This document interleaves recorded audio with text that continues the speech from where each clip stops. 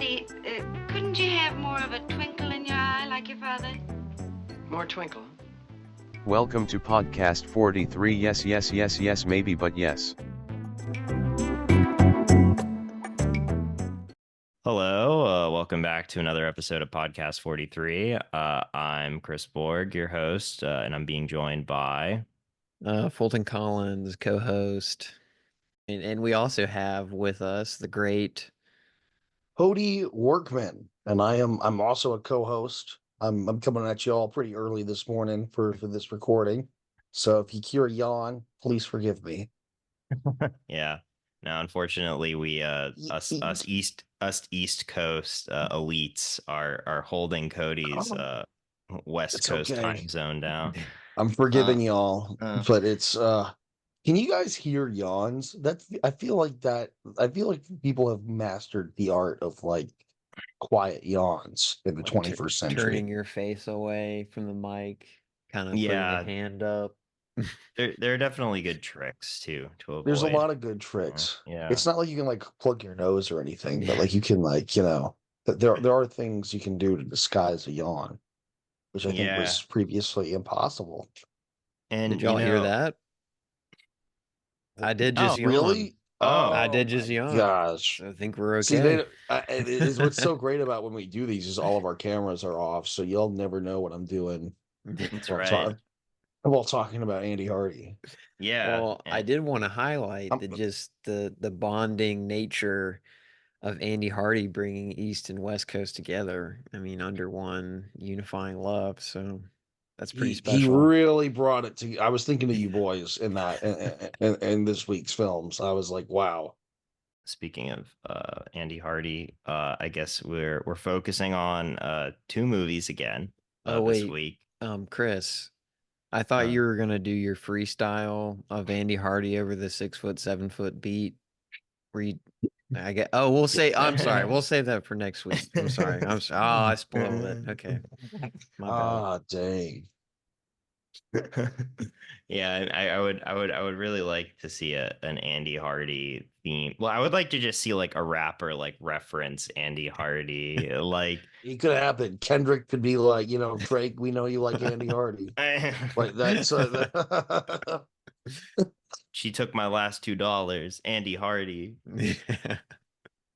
So we were talking about two Andy Hardy movies. We're back to the Seitzinator, to George B. Seitz helmed Andy Hardy films. Our favorite.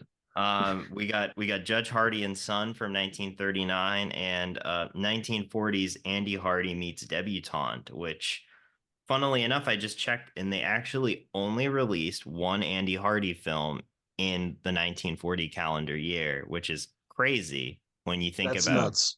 How many of these they were churning out prior to that. But it is crazy. So yeah, Judge Hardy.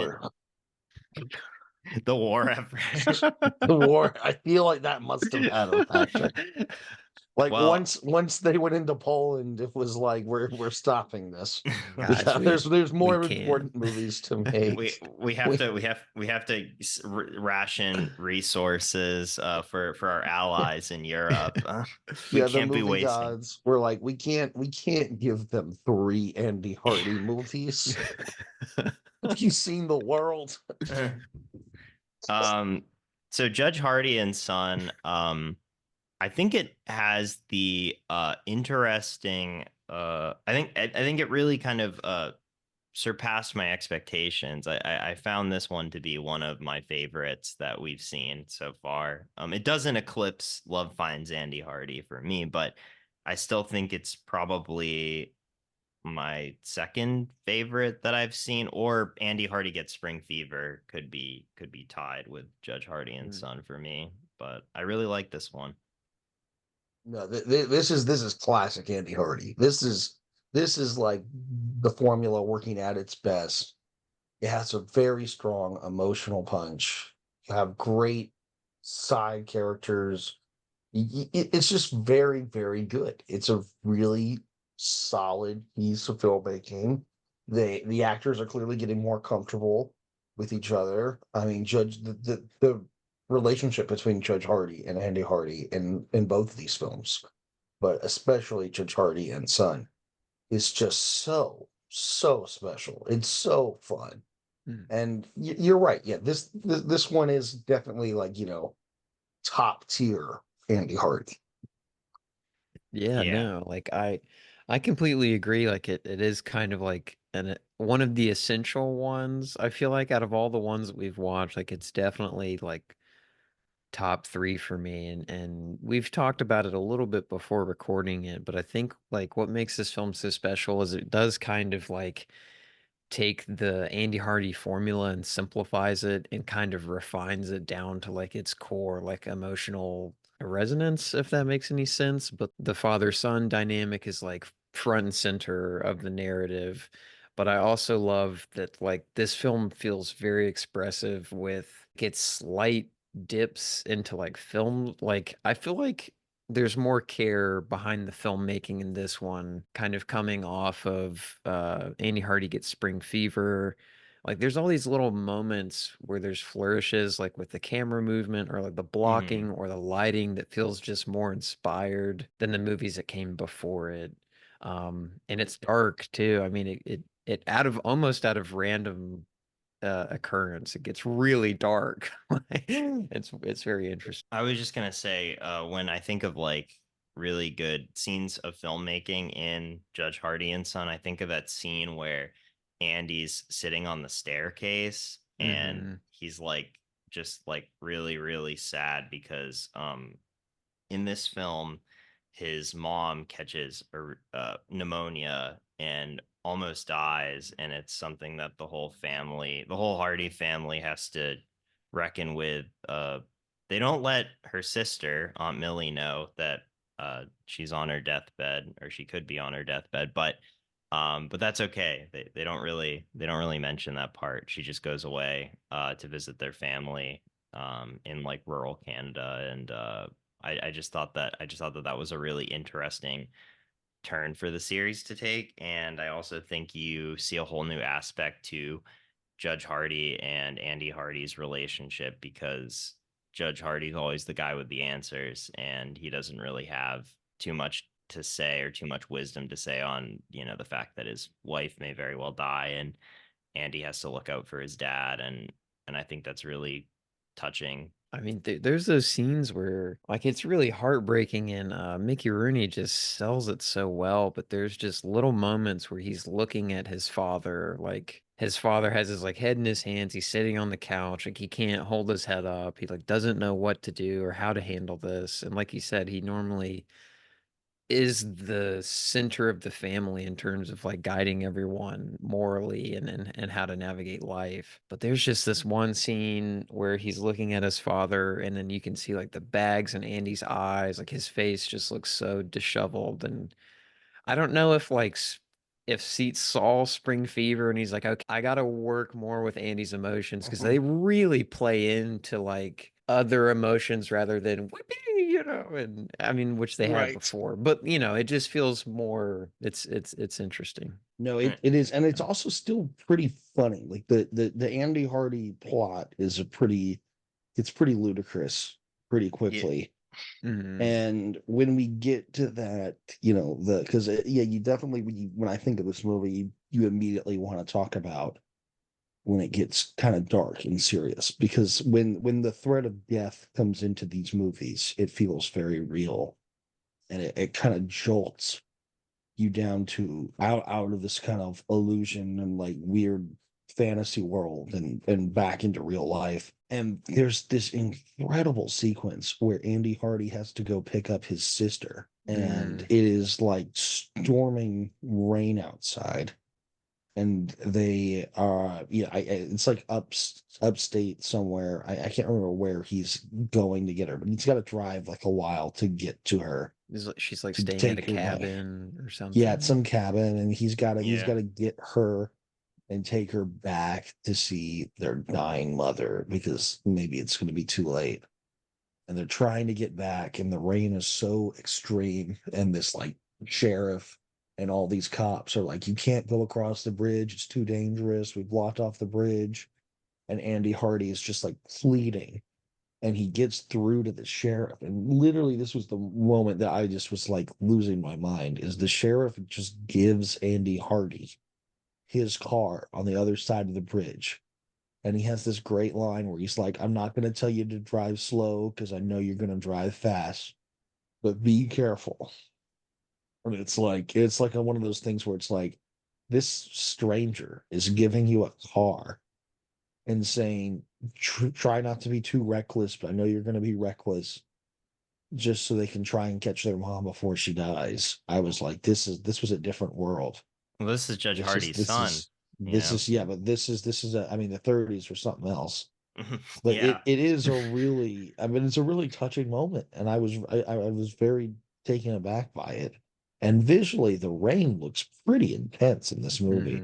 More, Mhm. it doesn't look like fake backlot, you know. It looks pretty legit in this.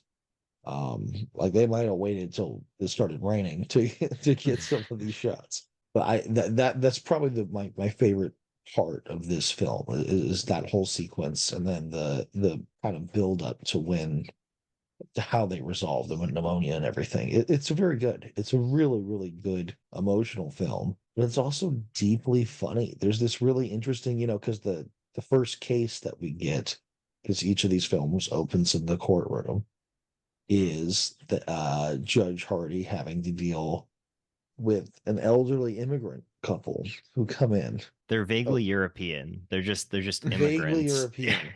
They are immigrants, but they've been here for 35 years. Yeah.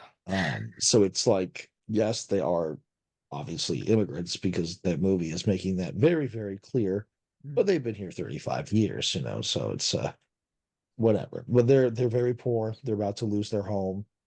And they mention that they no longer have a daughter, but Judge Hardy has reason to believe that they do have a secret daughter or a daughter who might have left them, and enlists Andy Hardy to help find this specific daughter based on the elderly couple's last name. So he takes their last name and he says, look for children who might have this name as their middle name, you know, etc., that sort of thing, and leads, you know, Andy Hardy on this crazy quest to find this. And Andy Hardy is desperate for money because in most of these he is broke. Although this is both of these films, but even this, like Andy Hardy has become a spender.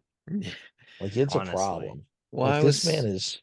I was thinking, He's is it a new spending. formula that they're I developing? it's pretty funny. It is pretty funny. But Mhm. he's spent. I mean, even in today's money, I was like, man, what are you doing?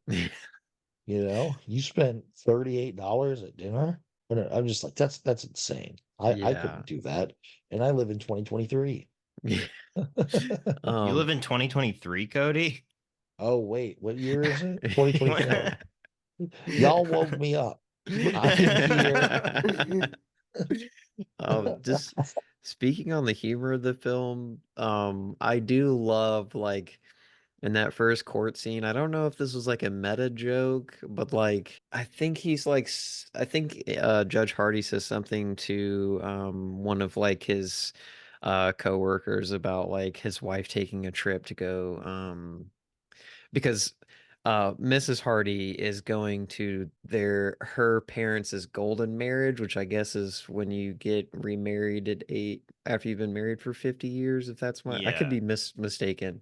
Yeah, So that's she's right. going and then he's talking about it to this coworker, and then the coworker's like, "Oh, you finally taking a vacation, Judge?" And I was like, dog, like every movie, like half these movies he's gone on vacation for one reason or another.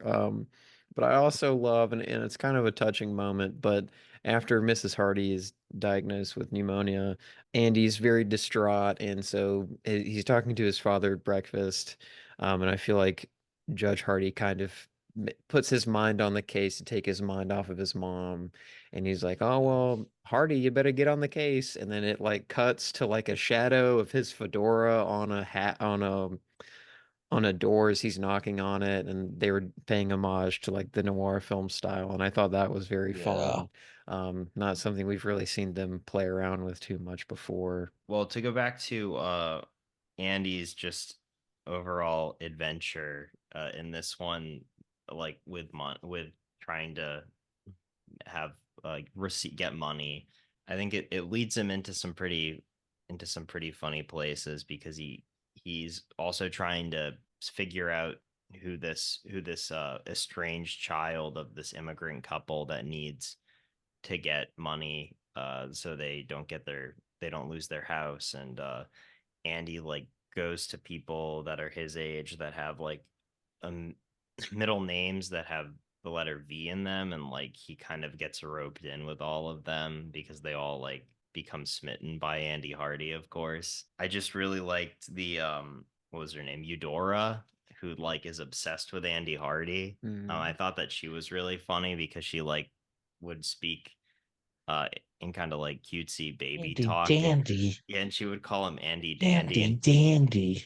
and she hated Polly Benedict, so she like wants to like she wanted Andy to just make sure that like Polly knows that like Andy doesn't like her anymore and he only likes her instead. And I thought that that was really funny because like Andy needed to get money for all of his debts that he hasn't settled up, and one of the things that he wanted to do was like win this essay contest for the 4th of July. And if you win, you get a $50 prize, but you have to be a girl to win because like the boys' prize is different, which is whatever. I thought it was Just funny. It's like the boys' like prize was like boys get 20 books. volumes of A history. Yeah, they're 20 like, oh, volume we're gonna history boys get encyclopedia. history, girls get money. It's like what technology? But it is really funny when you realize that the essay is for girls only. And then Andy gets heartbroken, and then he comes up with the scheme to write an Alexander Hamilton essay and then give it, To a girl. attempts to give it to a few girls, and it gets chaotic.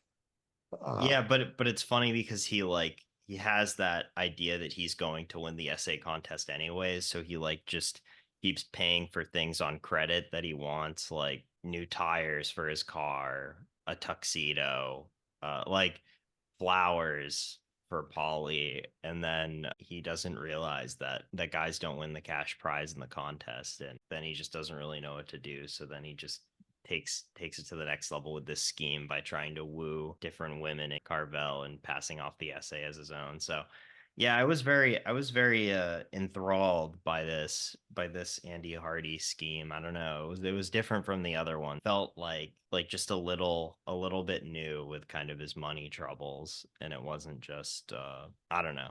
It just didn't it wasn't same old to me. So Well, the sins of the father fall onto the son. yeah.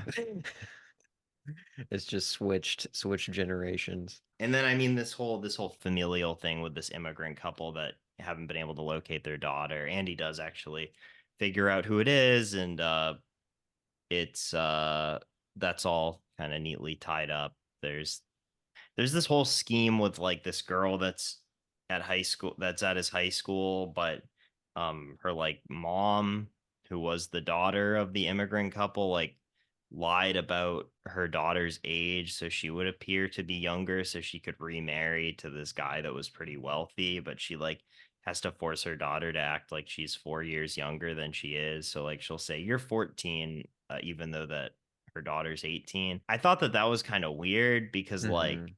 if you're in school, like, I don't know. I don't know. I don't want to delve too much into like how that's the details of that are kind of strange if Mhm. but Doesn't make a lot of yeah, it sense. doesn't The really whole make the that's a whole what her lot. whole scheme that doesn't really make a lot of sense, that's but what I would call overriding. Like really, we don't need to have this person be this age Yeah, like you're this. Like right. that little sentence made no sense. Why is she 18? And then if she is 18 because of this whole backstory, why is it being hidden?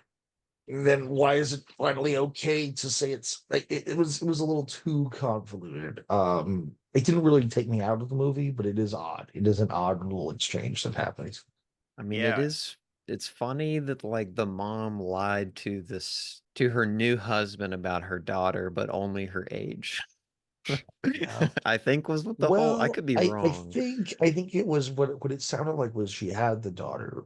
She was very young, Yeah. and Mm, maybe it was so shameful to have had a child at that young of an age. Oh, didn't she lie about her She, age?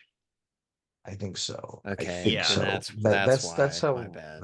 I think it happens. But no, it's still a little. They don't really lay it out very easily. You have to really think about it. Also, Augusta the cook has returned in this film for a short role at the end, which I was surprised about because that was a big plot in, God, I don't even know. What was that? Was that Judge Hardy's children, or was Yeah, I that think so. Her, where they get Yeah, they get the cook. Yeah, it's yeah, yeah, because You're Only Young man. Once was they traveled to to Catalina? Yeah. that's right. Yeah. But that was weird because it's like she just hasn't really been in the film since, but she just shows up right at the end here. And I feel like Mrs. Hardy's still cooking a lot. So but I was like, yo, Augusta, Yeah. I remember you. I feel like that's really all I have to say about this one is it's pretty good. I liked Yeah, it. pretty solid. Yeah, Mhm. Funny jokes. We'll be releasing an Andy Hardy tier list when we finish all these for sure. I think I that was we can gonna. all. I do Absolutely. want to throw like just one more thing out there. I know we touched on the Robert E. Lee like Confederate. The whole I thought that whole bit with the essay and he presents one of these girls with the Alexander Hamilton essay and then the father convinces the girl to change it to Robert E. Lee and then he's like pushing back and like no you have to it has to be like Hamilton and she's like calling him a Yankee Yeah, and because she's from no. Georgia. Yeah. So I thought that was all pretty funny He but has the most ridiculous Southern accents. Yeah, I know. what It's I so do funny. Do declare, Mr. Hardy. um Yeah. but just with like the film style and stuff like it's one of the few and I could be wrong if you guys can think of any other scenes please like um let me know and everything and we can talk about it I was just like there is that scene where Judge Hardy is kind of pacing when he first knows that Mrs. Hardy has like a maybe a more serious illness than what they kind of thought, and there's just like a it's not a long shot, but it's in terms of duration, it's a short shot, and it's just tracking his feet back and forward and back and forward, and then it pans up to his face, and he's like I think he's like holding his head but I don't know. I just feel like we haven't really gotten those slight and it's like these aren't crazy shots, but they're just slight pushes in like a more of a style than we've seen, I feel like in the previous film. So I was over the moon about those little scenes. I was like, this is Yeah. amazing. So, You got to take um, the little things in these. You yeah, got to. for sure, for sure. But I guess without further ado, are we ready to move on to Andy Hardy meets Debutante? I think so. Yeah. I think so. I Yeah. I've also seen it spelled Andy Hardy meets the Debutante, but it's a little Which strange. Andy Hardy meets Debutante Uh, is a very strange title. Hmm. It's missing a word. Yeah. But yeah, 1940s Andy Hardy meets Debutante. You know, it's fine. It's good. I don't think it's as good as Judge Hardy and Son. I think Judge Hardy and No, Son I agree with is that. slightly better. And I think that what makes Andy Hardy meets Debutante not as good, even though that they get to go to the greatest city on earth, is the fact that it still does this preachy plot that like has to be like brought home by like Judge Hardy kind of lecturing Andy about something, which we've seen quite a bit, especially in Judge Hardy's children when they go to Washington. And there's a lot of similarities between the two in that regard. But I think what makes this one a little bit more successful is the fact that it feels like the stakes are a lot higher. Andy gets into a spat with his dad, and it like actually feels like it carries like weight, like in a way that I didn't feel like the previous uses of this like structure really earned. I don't know. Would you guys agree? I would Yeah. say so. Yeah. No, it's certainly it does have a lot of similarities to the one where they are in Washington, up to the Yeah. point where he takes Angie to like what is it, the like NYU. Hall of like Fantastic Men or whatever. The yeah. Yeah. Yeah. which is a pretty funny scene. I was cheering when I saw Abraham Lincoln. I was like, yes, yes. Yeah. But I do, yeah, you're right in that's there's a really interesting discussion about class in this movie, which we haven't really seen in these movies. I mean, they go broke like all the time for some reason. This is like an actual like, why don't we have nice things? Other people have nice things, and this sort of like jolt to Andy's system when he realizes he's not the richest guy he knows. He's not the big shot that he thinks he is. That's all very interesting. It starts out with Andy becoming really smitten by this number one debutante. Um, I don't really even know what a debutante is. Like, I know there's like debutante balls, but like, is it kind of like Miss Universe or something? I kind Like, of thought that. I also didn't know. I was kind of curious. I figured it was kind of like every state has their what are those called? Beauty pageants. I figured it was like a old beauty pageant kind of star. uh, it says debutante, an upper class young woman making her first appearance in fashionable society. See, that's weird because the whole thing is like Andy knows about this debutante. She's like in all these magazines and stuff. Like, I feel like that's it feels more like a model more than just like this woman is like going to fancy parties. But Mhm. nonetheless, Andy Hardy is obsessed with this debutante. He cuts out a bunch of photos of her and he has a secret book that he passes off as a botany book, but that's just a cover because it's just pages upon pages of It's kind of Debbie. pervy. It's pretty Mhm. pervy. Daphne Fowler is her name, played by Diana Lewis, who is the famous debutante that he's smitten by. And it gets out, and him and Polly Benedict are not on good terms in this one. What? No. Who Surprising. said what? And he comes up with a lie and says that I know this debutante, I know her, and I can't meet her because my because I don't want to just leave and go to New York because that's far away and I have duties here. Coincidentally, it turns out that Judge Hardy has to go to New York City to solve a courtroom matter about the closure of an orphanage in Carvel, and he decides to take the family with him again. What? I don't know why. But then Andy realizes that he has to try to meet this debutante because if he doesn't, then Polly and Beezy, who are both the editors of the school newspaper, are going to embarrass him and say that he's just obsessed with the photos of this debutante but actually doesn't know her. It makes his life a living hell because he's just always worried about this kind of looming crisis. And so he sets off to New York, which apparently is front page news in Carmel. That the Hardy family is going to New York City. It's just They're like such a high profile family. Because I feel like It's a big deal. they've said they're gonna go to vacation. There's multiple times that they've cut to the Carvel News Post or whatever. It's like party what? family's leaving again. Well, I guess if the judge goes out of town, you got to let people know. I guess, Yeah. yeah, you're right. They won't commit crimes for those few days that he's out. They'll wait till he gets back. So that's a It's good like Is that idea. can we solve crime by just sending all judges on vacation? Judges on vacation.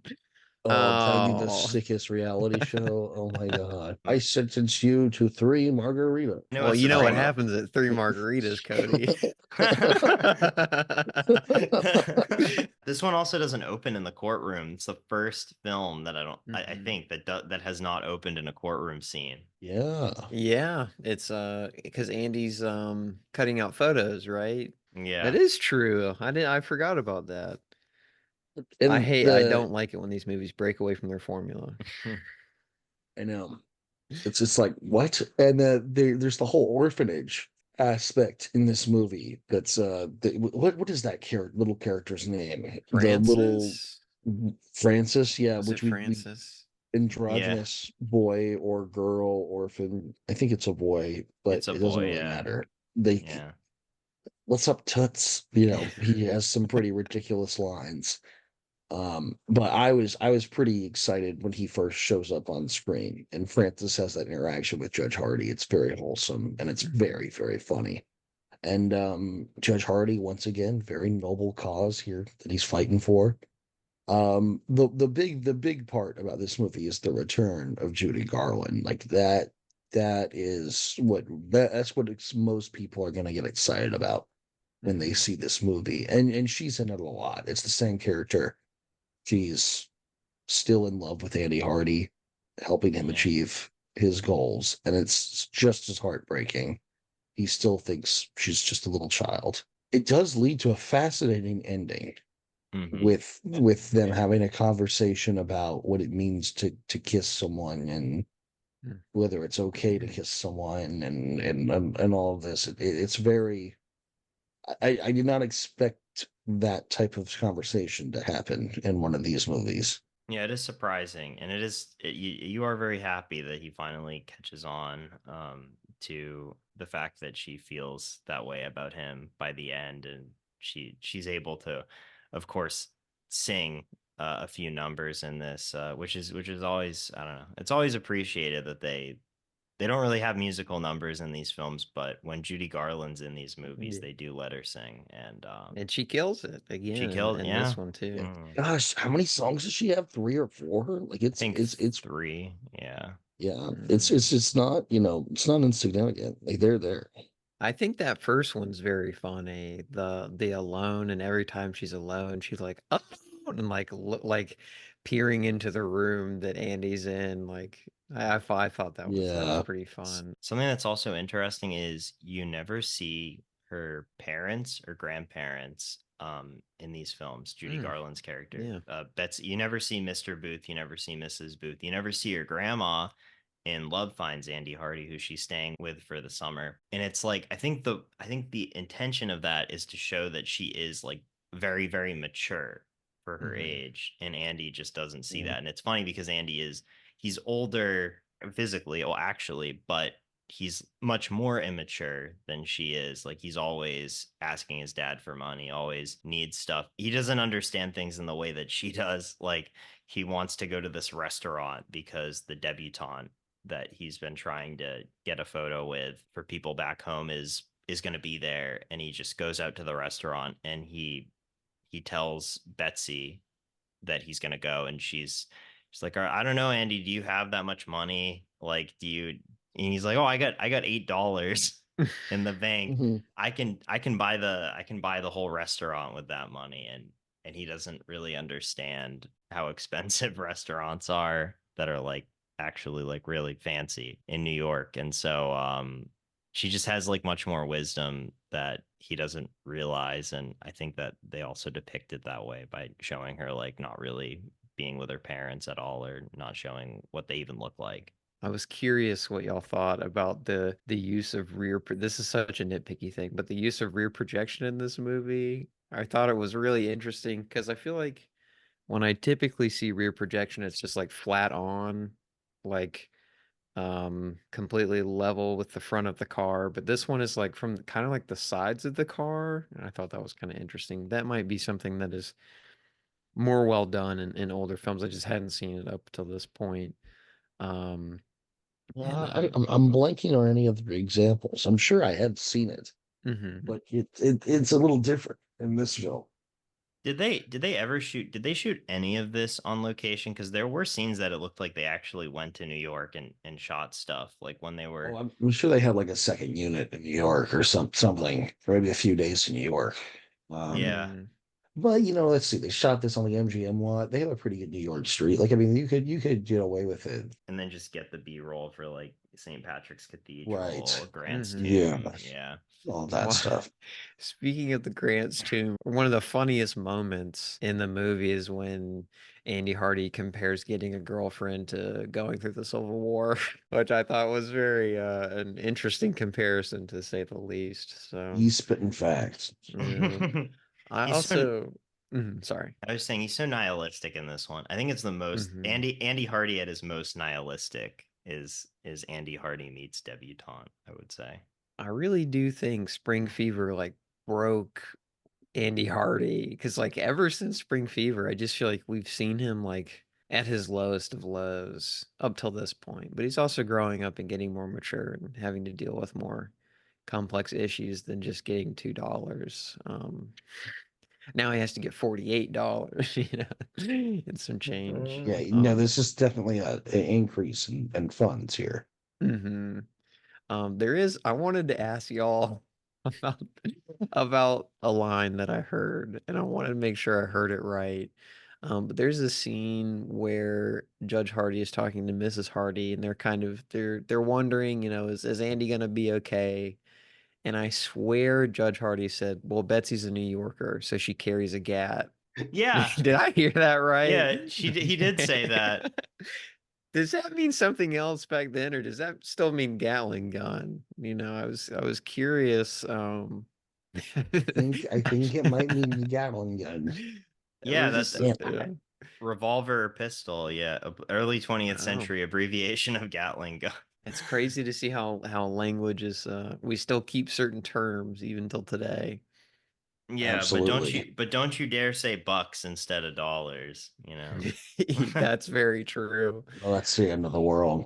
In terms of just like one-off lines like that, that kind of got me. Like near the end, Andy's holding the orphan and he looks at the orphan and is like, "You're gonna go through a lot of grief before you get to my age." And then they're like, "Okay, we're gonna go." It's like, oh my God, why would you say that to this poor little guy? You gotta prepare him, Fulton. You gotta, That's let them that's He's know true. complaining. life. He's like, are you sure you want parents, little guy? Yeah. They're gonna give you a lot of hell.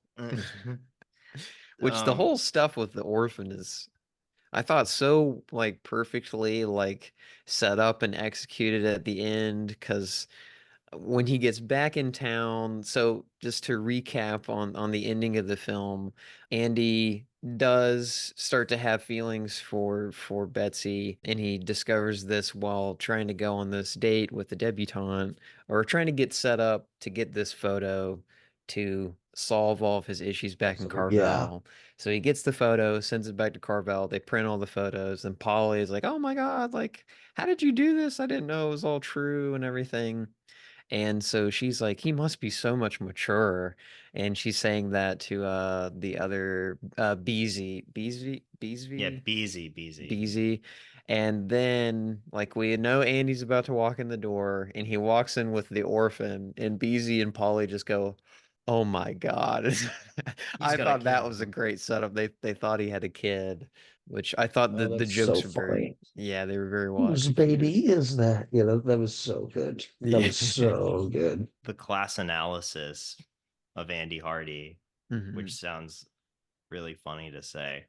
In this one, I think is pretty good, where and he like realizes, yeah, at first he gets really beaten down because he tries to meet up with this debutante, and he gets turned away by her mother because she says that you're not of the same class stature as my daughter, and like you don't you don't basically belong here.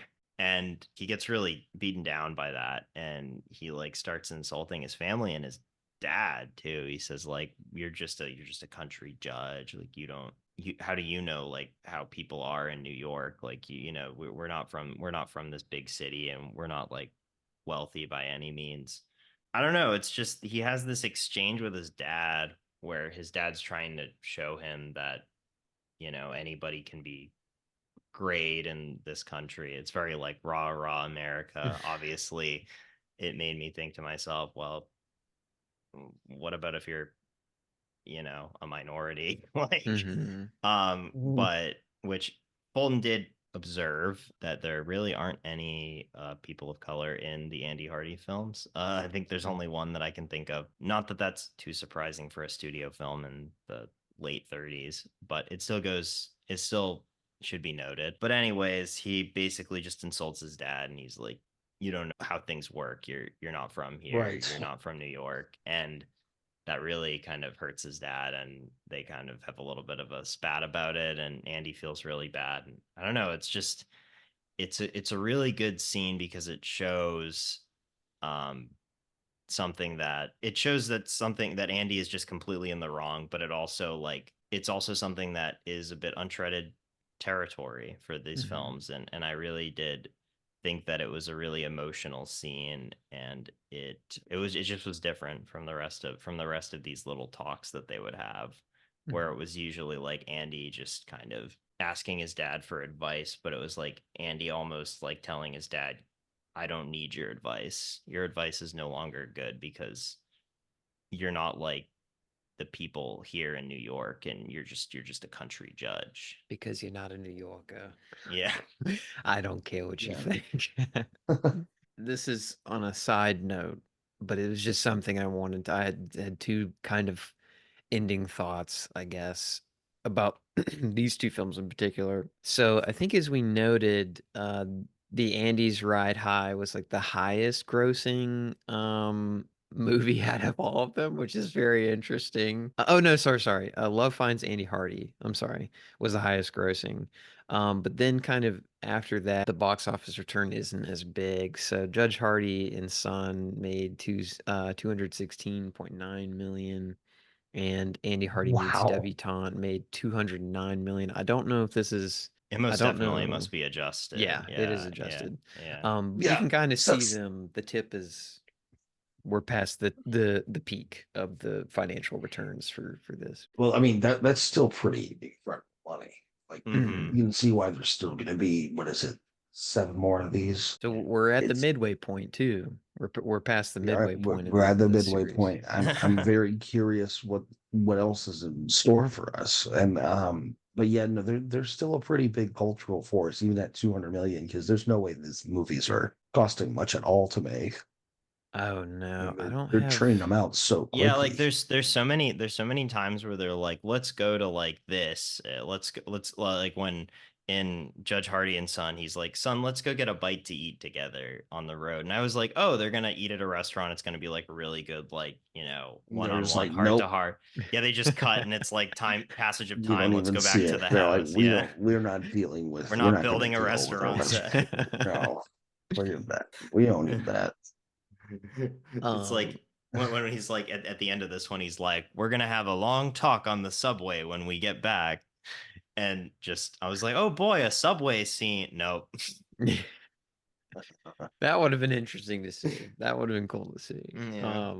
My other thing, just because it's kind of a common theme throughout these episodes that we kind of keep commenting on, but definitely like Andy's interest in polygamy. Judge Hardy and Son, he has a line where Andy says, I can't think of myself being married to one woman for 50 years. And then at the end of Andy Hardy Meets Debutante, Polly and Andy are wrapping up their final scene together, and Polly says, "That's not charm, that's polygamy," and we women love it.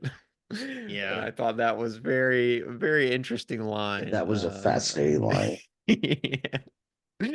So I thought he was really done with Paulie Benedict when he had that emotional scene with Judy Garland, but of course, like these films have to have this pattern, He and he has just goes to end back up to with Polly. he has to end up with Polly at the end. I could Uh, be wrong. Is she in the rest of them? I think she basically. I is. assume so, yeah. I mean, I want to know if she comes back. There's no way that they left her out of Andy Hardy Comes Home. That would just be wrong. Well, the last Indy Hardy movie is weird because you look at that cast and they apparently use a lot of archive footage. So it's really hard to Oh. disperse who's actually in that movie. Crazy. Polly Benedict is not even in archival footage. Her character isn't in Andy Hardy Comes Home. So It doesn't look like she's in Love Laughs at Andy Hardy either, damn. Yeah. or Blonde Trouble.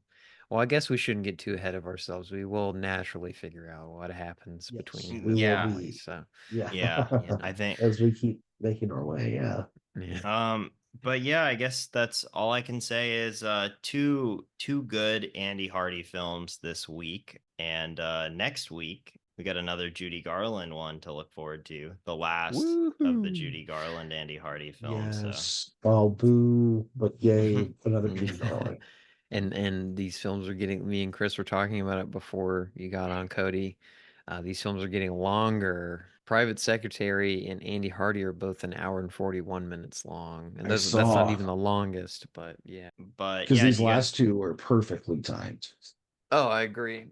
Me Great too. 90, Yeah. 88 minutes. Yeah. Do you guys have anything else to say on Judge Hardy's Son or Andy Hardy meets Debutante? I think we covered them pretty well. Yeah. I think these are, as we said, this is giving me like hope for the future of the series, because with these two being good, and we've seen some bad ones, we've now reached a good level of Andy Hardy, and I just want them to just at this point just keep it, just keep the same level. Don't mess with the formula too much. Do you all think there is an Andy Hardy of today? I don't think so. I don't think there is a young adolescent who is this. Well, okay, maybe Young not. Sheldon. Yeah, I was gonna say young Sheldon. Oh, that's a good point. If there's any analog, it would be in TV. I don't think we've had anything like this in No way, movies. nothing in film. But you're Well, right. yeah. Young Sheldon is kind of similar. Because these films only succeed because there was no television at the time, and so like they do feel very Right. episodic, and so Very that's like serial. just perfect for television now. I will say Right. I didn't think we'd be at the midpoint of this franchise and he'd still be in high school, which Yeah, I he know is still probably going to is. change, but I just Well, they mentioned college in the last one, that Polly's going to go to college that's true. Out next east. year Yeah. out east. But next week we got Andy Hardy's Private Secretary from 1941, and Life Begins for Andy Hardy from 1941 as well. So Wow. So they're 1941s. They got two of them. yeah, 42 gets 2 as well, and then they kind of disperse out by a lot after Whoa. Andy Hardy's Double Life. Dang, I feel so bad for the people in 1943. They went and they didn't have an Andy Hardy film for that entire year. Those people must have been so sad. And then after 1947, they had to wait so long, more than a decade. Yeah. That's crazy. I can't wait for the last one. Me too. Till next week. Stay wavy. Stay safe. Keep on keeping on. Mickey Rooney! Hi, Millhouse. The studio sent me to talk to you, being a former child star myself and the #1 box office draw from 1939 through 1940. Wow, spanning 2 decades.